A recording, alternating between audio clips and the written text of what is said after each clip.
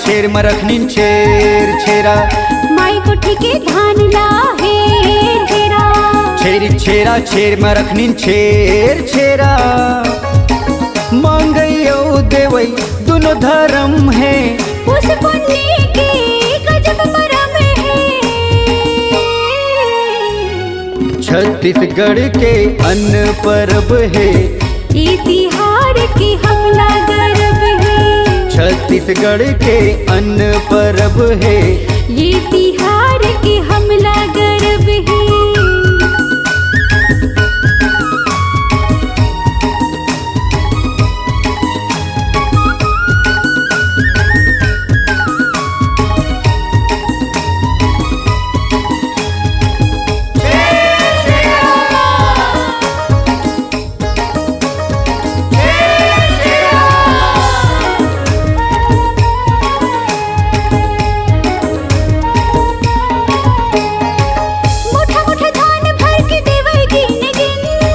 घर के मुहाटी माँ खड़े कौटनिन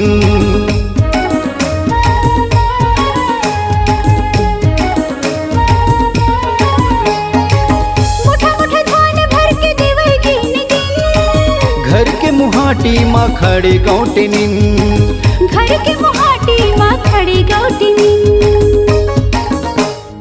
छेरी छेरा छेर मरखनीन छेर छेरा माई कोठी के धान ला हेर हेरा छेरी छेरा छेर मरखनीन छेर छेरा मांगयो देवई दोनों धर्म है उस पुण्य के गजब मरम है।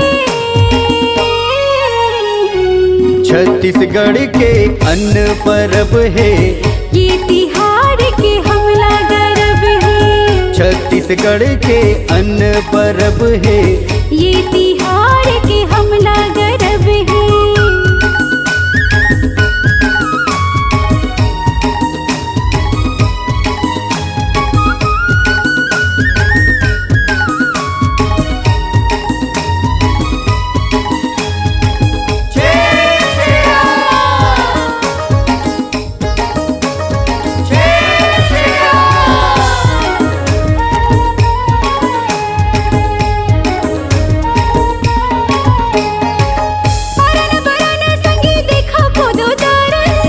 जबे देबे दाई तबे हमन टरन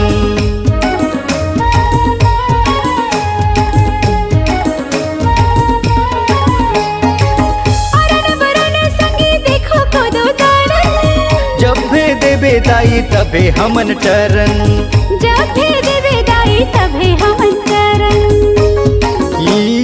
छेरी छेरा छेर मरखनीन छेर छेरा माई कोठी के धान ला हेर हेरा छेरी छेरा छेर मरखनीन छेर छेरा मांगयो देवई दोनों धर्म है उस पुण्य के गजब मरम है।